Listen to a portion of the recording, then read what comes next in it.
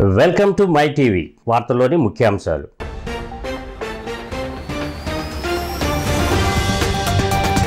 రెండు 2026 నాటికి భోగాపురం పూర్తి చేస్తామన్న సీఎం చంద్రబాబు. ఈ బాధ్యత రామ్మోహన్ నాయుడుపైనే ఉందన్న తెదేపా అధినేత. విమానాశ్రయం పూర్తయితే ఎకనామిక్ జోన్గా మారుతుందని వెల్లడి. అనకాపల్లి జిల్లా దార్లపూడిలో పోలవరం ఎడమ కాలువను మంత్రులతో కలిసి పరిశీలించిన ముఖ్యమంత్రి చంద్రబాబు. నదుల అనుసంధానం ద్వారా రాష్ట్రంలో కరువు లేకుండా చేస్తామని వ్యాఖ్య.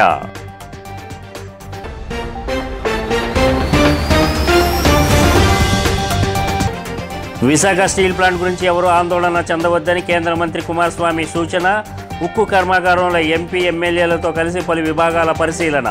ప్లాంట్లో 100% సామర్థ్యంతో ఉత్పత్తి జరుగుతుందని భరోసా.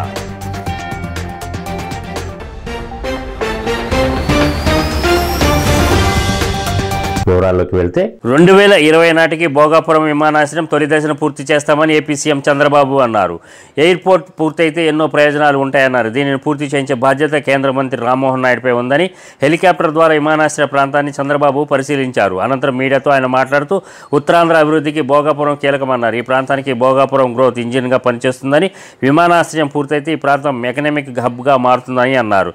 చుట్టుపక్కల ప్రాంతాలు అభివృద్ధి చెందుతుందన్నారు. భోగాపురం వరకు బీచ్ రోడ్ నిర్మాణం జరగవలసి ఉందని, పారిశ్రామిక ప్రాంతంగా ఎదగడానికి భోగాపురానికి మంచి అవకాశాలు ఉన్నాయని పేర్కొన్నారు. జాతీయ రహదారి నుంచి విమానాశ్రయానికి రోడ్డు కనెక్టివిటీని పెంచాల్సి ఉందని, గత ప్రభుత్వ వైఖరి వల్ల ఎన్నో అంశాలు మళ్లీ మొదటికి వస్తున్నాయని ఆవేదన వ్యక్తం చేశారు. Target date for completion and inauguration date also from now onwards you have to fix. Absolutely. Then work backward integration. Even all departments will align accordingly. Even Chief Secretary from Government of India side to head the day coordination committees, civil aviation plus airport authority, everybody will align. Okay. Even our minister will, both ministers, state level is looking after investments, and also central level, central ministry is there. Both of them will coordinate. We have to go very clearly specific dates without any delay. Done, sir. Will do, sir. Thank you, sir. Thank you very much, sir. YCP పాలనలో ఆంధ్రప్రదేశ్ దివాలా తీసిందని, ప్రభుత్వ ఖజానాలో డబ్బులు లేని పరిస్థితి నెలకొందని ముఖ్యమంత్రి చంద్రబాబు అన్నారు. ఢిల్లీ పర్యటనలో ప్రధాని మోదీని కలిసినప్పుడు రాష్ట్ర ఆర్థిక పరిస్థితిని ఆయనకి వివరించారని చెప్పారు. కరుడుగట్టిన ఆర్థిక ఉగ్రవాదులు విశాఖను అడ్డంగా దోచుకున్నారని మండిపడ్డారు. ఎన్నికలలో ఇచ్చిన హామీ మేరకు ఇసుకను ఉచితంగా పంపిణీ చేస్తున్నామని, ల్యాండ్ టైటిలింగ్ యాక్ట్ను రద్దు చేశామని చెప్పారు.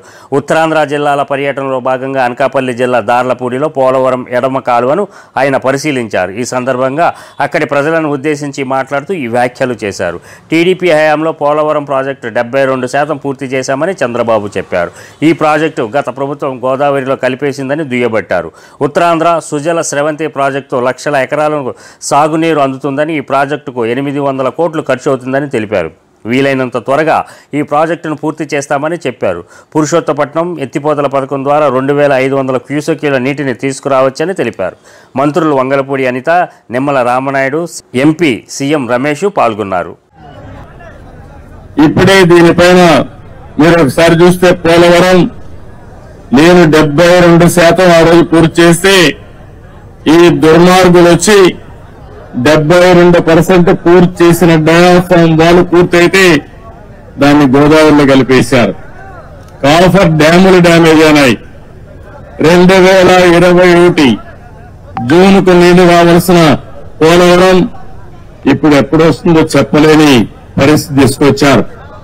ఏదేమైనా పోలవరం ఈ రాష్ట్రానికి ఒక వరం. ఉత్తరాంధ్ర సుజల స్రవంతి పూర్తి చేసుకుని పోలవరం ద్వారా గోదావరి నీళ్లు మనం తెచ్చుకోగలిగితే ప్రతి ఎకరాకు నీళ్లు ఇచ్చే అవకాశం వస్తుంది. కరువు అనే సమస్య ఉండదు. అందుకనే ఈ రోజు ఇక్కడికి వస్తానని ఒకటే ఆలోచించాను. పురుషోత్తపట్నం లిఫ్ట్ ఇరిగేషన్ పెట్టాం. ఇంకో పక్కన అక్కడనే పుష్కర లిఫ్ట్ కూడా ఉంది. ఈ రోజు నేను ఇక్కడికి వచ్చినప్పుడు చూశాను. నా ఆలోచన ఏంటంటే గోదావరి నీళ్లు అనకాపల్లి జిల్లాకు రావాలి. గోదావరి నీళ్లు వస్తున్నాయి కానీ విశాఖపట్నం పూర్తిగా తాగేదానికి కానీ పొలాలకు కానీ నీళ్లు ఇచ్చే పరిస్థితి రావాలి. విశాఖ స్టీల్ ప్లాంట్ను రక్షించడం తమ బాధ్యత అని కేంద్ర పరిశ్రమలు ఉక్కు శాఖ మంత్రి కుమారస్వామి అన్నారు. వైజాగ్ పర్యటనకు వచ్చిన ఆయన స్టీల్ ప్లాంట్ను సందర్శించారు. ప్లాంట్లోని వివిధ విభాగాలను సీఎండీ అతుల్ భట్, ఎంపీ, ఎమ్మెల్యేలతో కలిసి పరిశీలించారు. అనంతరం మంత్రి సమీక్ష నిర్వహించారు. ఈ సందర్భంగా మీడియాతో మాట్లాడుతూ ఉక్కు పరిశ్రమ పునరుద్ధరణకు ప్రధానికి లేఖ సమర్పిస్తానని చెప్పారు. ఈ ప్లాంట్ దేశ ఆర్థిక అభివృద్ధికి దోహదపడుతుందని అర్థమైందని అన్నారు. అధ్యయనం కోసం తాను స్టీల్ ప్లాంట్కు వచ్చానని, ఇక్కడ పరిస్థితిని ప్రధానికి నివేదిస్తానని తెలిపారు. కార్మిక కుటుంబాలు జీవనోపాధి కోసం ఈ ప్లాంట్ పైన ఆధారపడిన వాళ్ళ అభిప్రాయాలు తనకు అర్థమయ్యాయని అన్నారు. ఈ ప్లాంట్ను పరిరక్షించడం తమ బాధ్యత అని పేర్కొన్నారు. ప్రధానమంత్రి ఆశీస్సుల సహాయంతో ఈ ప్లాంట్ 100% సామర్థ్యంతో ఉత్పత్తి చేస్తుందని ఆశాభావం వ్యక్తం చేశారు. విశాఖ ఎంపీ శ్రీ భరత్, తెదేపా రాష్ట్ర అధ్యక్షుడు పల్లా శ్రీనివాస్, భాజపా ఎమ్మెల్యే విష్ణుకుమార్ రాజు తదితరులు పాల్గొన్నారు.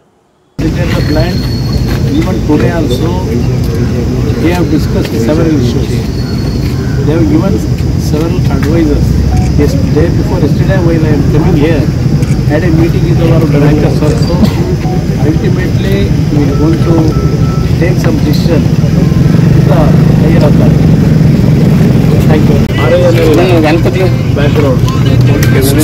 From last 5 years, what is the problem here?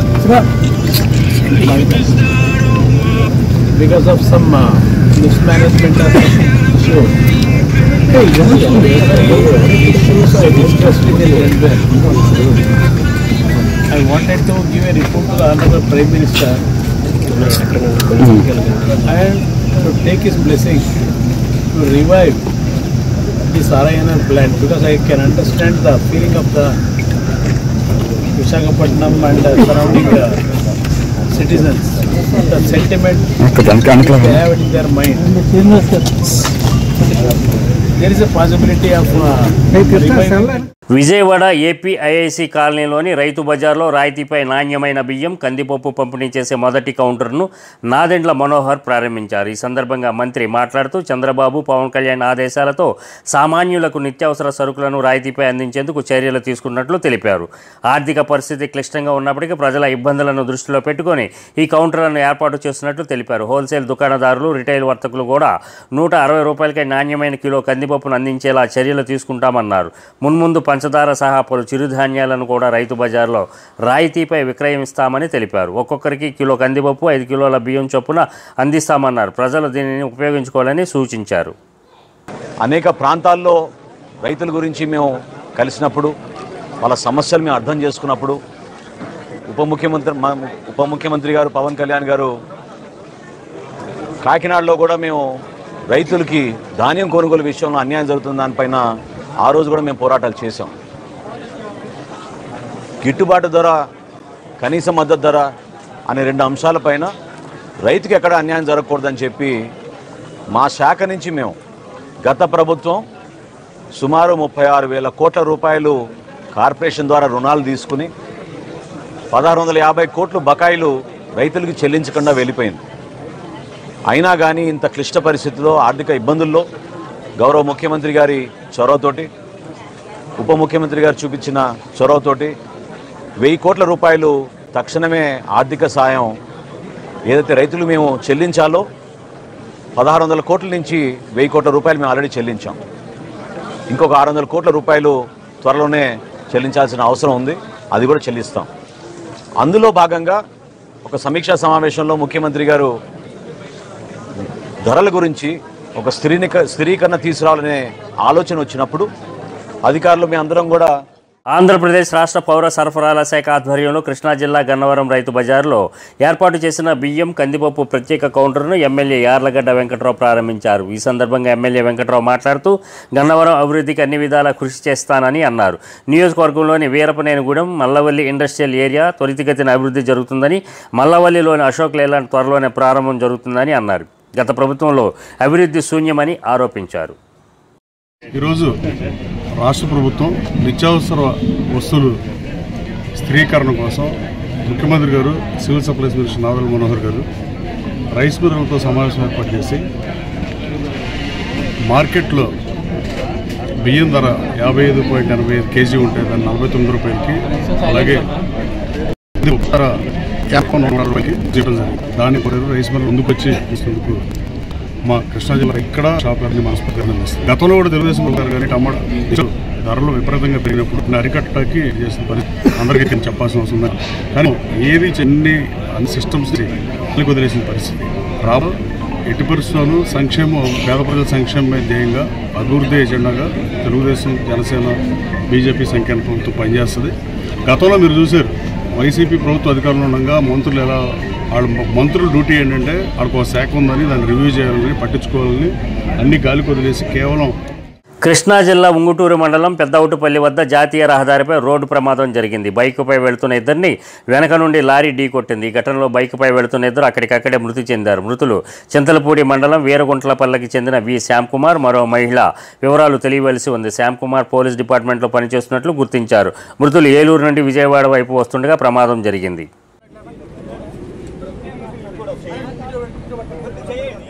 పొగాకు వ్యవసాయానికి సంబంధించి ఉత్తమ రైతు అవార్డుకు ఎన్నికైన ఏలూరు జిల్లా బుట్టయ్యగూడెం మండలం అచ్చయ్యపాలెంకి చెందిన షేక్ సయ్యద్కు అభినందనలు వెల్లువెత్తాయి. ఈ సందర్భంగా స్థానికంగా ఏర్పాటు చేసిన కార్యక్రమంలో రాజమహేంద్రవరం ఎంపీ దగ్గుపాటి పురంధరేశ్వరి పాల్గొని రైతును సన్మానించారు.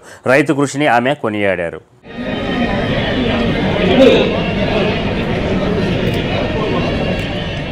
వర్షాకాల సీజన్లో వ్యాధులు విషజ్వరాలు ప్రబలకుండా గ్రామాల్లో ముమ్మరంగా పారిశుద్ధ్య పనులు నిర్వహించాలని రాష్ట్ర స్త్రీ శిశు సంక్షేమ గిరిజన సంక్షేమ శాఖ మంత్రి గుమ్మడి సంధ్యారాణి పిలుపునిచ్చారు. పార్వతీపురం మన్యం జిల్లా సాలూరులోని క్యాంపు కార్యాలయంలో పారిశుద్ధ్య వారసత్వాల గోడ పత్రికలను కరపత్రికలను మంత్రి పెట్టి మొత్తం ఎక్కడెక్కడైతే కాలువలు కూడుకుపోయి ఉన్నాయి.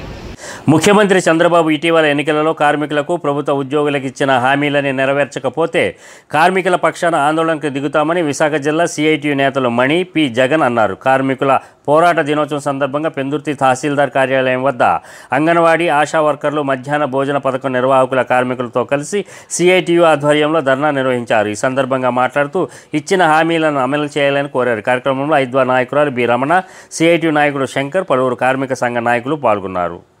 మిడ్ డే మీల్ వర్కర్స్కి కనీస వేతనాలు ఇస్తామని, విఓఏలు ఆర్పీలకి సొంత అకౌంట్లో వేతనాలు వేస్తామని, జీతాలు పెంచుతామని, అలాగే నేను ప్రజాస్వామికవాదిని, అందరికీ ఉద్యోగ భద్రత కల్పిస్తాను, ఎవరి మీద ఏ కక్ష సాధింపు చర్యలు చేపట్టను అని చెప్పి చంద్రబాబు నాయుడు గారు హామీ ఇచ్చి ఎలక్షన్స్లో గెలిచారు.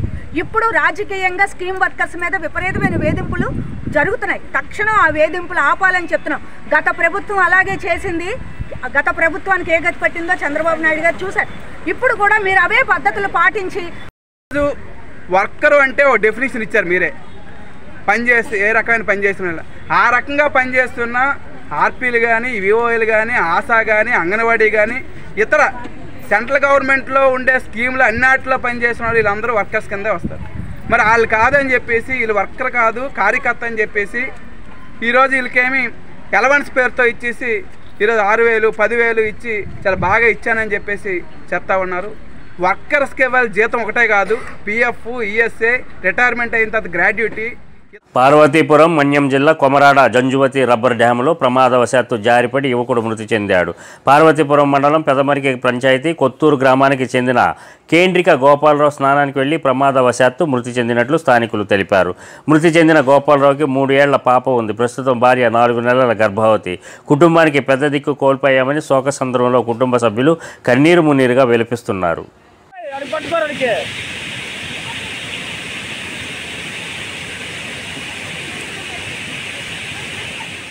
విశాఖలో గుంటూరు కారం హీరోయిన్ మీనాక్షి చౌదరి సందడి చేసింది. గాజువాక మెయిన్ రోడ్లో హ్యాపీ మొబైల్స్ 86వ స్టోరును ఆమె ముఖ్య అతిథిగా హాజరై ప్రారంభించారు. స్టోర్ అధినేత చరణ్తో కలిసి ఆమె జ్యోతి ప్రజ్వలన చేశారు. ఈ సందర్భంగా చరణ్ మాట్లాడుతూ గాజువాక ప్రజలని హ్యాపీ చేయడానికి ఈ హ్యాపీ మొబైల్ స్టోర్ పెట్టడం జరిగిందని తెలిపారు. స్టోర్ ప్రారంభోత్సవం సందర్భంగా 4 రోజుల పాటు ప్రత్యేక ఆఫర్లు అందిస్తున్నట్లు తెలిపారు. బజాజ్ ఈఎంఐపై 4,000 రూపాయల క్యాష్ బ్యాక్, 13,000 రూపాయలకు రెడ్మీ 13G మొబైల్ ఫోన్ ఇవ్వడం జరుగుతుందని తెలిపారు. గ్లోబల్ లాంచ్ అయిన తర్వాత మొట్టమొదటిసారిగా గాజువాకలో ఈ మొబైల్ ప్రారంభించడం జరిగిందని అన్నారు.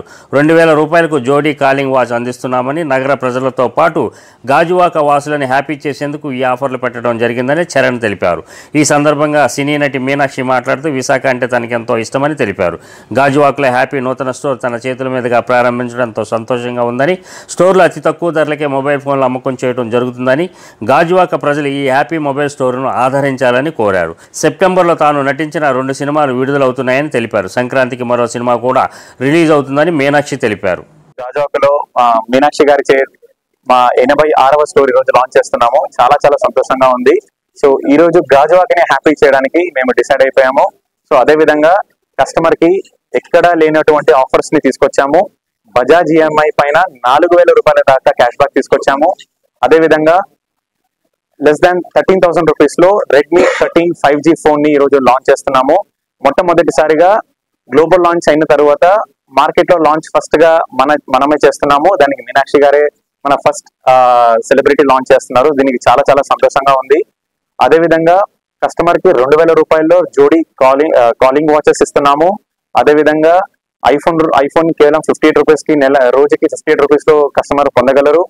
అదే విధంగా ఇలాంటి మరెన్నో ఆఫర్స్ ని కస్టమర్ కి ఈ రోజు అందిస్తున్నాము. సో గాజువాకలో ఉన్న ప్రతి ఒక్క కస్టమర్ కి ఇదే మా ఆహ్వానం. మీరు రండి, మీ స్టోర్ ని చూడండి, మా దగ్గర ఉన్న ఆఫర్స్ ని వినండి. తప్పకుండా మీకు ఎక్కడ కూడా లేనటువంటి విధంగా ఆఫర్స్ ని కస్టమర్స్ కి మేము రెడీ చేయడం జరిగింది. మీరు ఖచ్చితంగా మిమ్మల్ని హ్యాపీ చేయడం మా బాధ్యత. An entire opening, so grateful to Happy Stores and the entire people and team, Pavan Garu, Santosh Garu and Sharan, to be a part of this entire thing and create such a wonderful environment. 85 plus stores and ippudu idi oka kotta new store. It's not a small thing at all. It's really a very big achievement, and I congratulate the entire team for such a big feat. It's definitely a huge thing. And coming to the new phone launch that has happened, Redmi 13 5G, my favorite color in the entire offers that they have for the colors is orchid pink. Naku chala ishtam, and I love pink, so it's a wonderful color and blend. Also, many new features in the phone that they have put at such an affordable price, which is a big thing.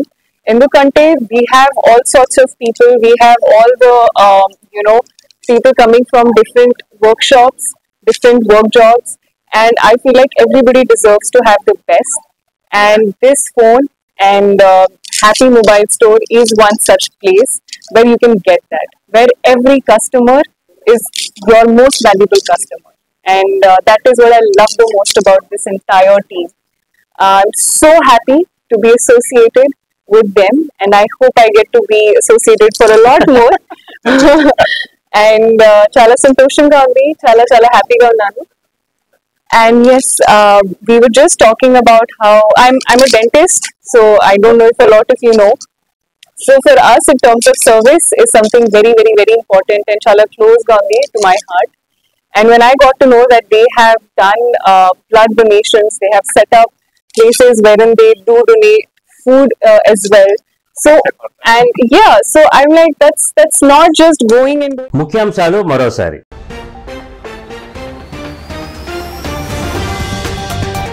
రెండు 2026 నాటికి భోగాపురం పూర్తి చేస్తామన్న CM Chandrababu. ఈ బాధ్యత రామ్మోహన్ నాయుడు పైనే ఉందన్న తెదేపా అధినేత. విమానాశ్రయం పూర్తయితే ఎకనామిక్ జోన్గా మారుతుందని వెల్లడి. అనకాపల్లి జిల్లా దార్లపూడిలో పోలవరం ఎడమ కాలువను మంత్రులతో కలిసి పరిశీలించిన ముఖ్యమంత్రి చంద్రబాబు. నదుల అనుసంధానం ద్వారా రాష్ట్రంలో కరువు లేకుండా చేస్తామని వ్యాఖ్య.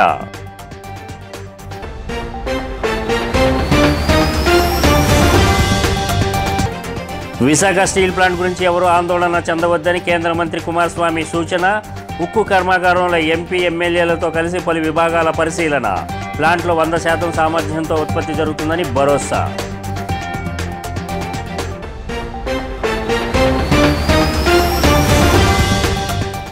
ఈ వార్తలు ఇంతటితో సమాప్తం.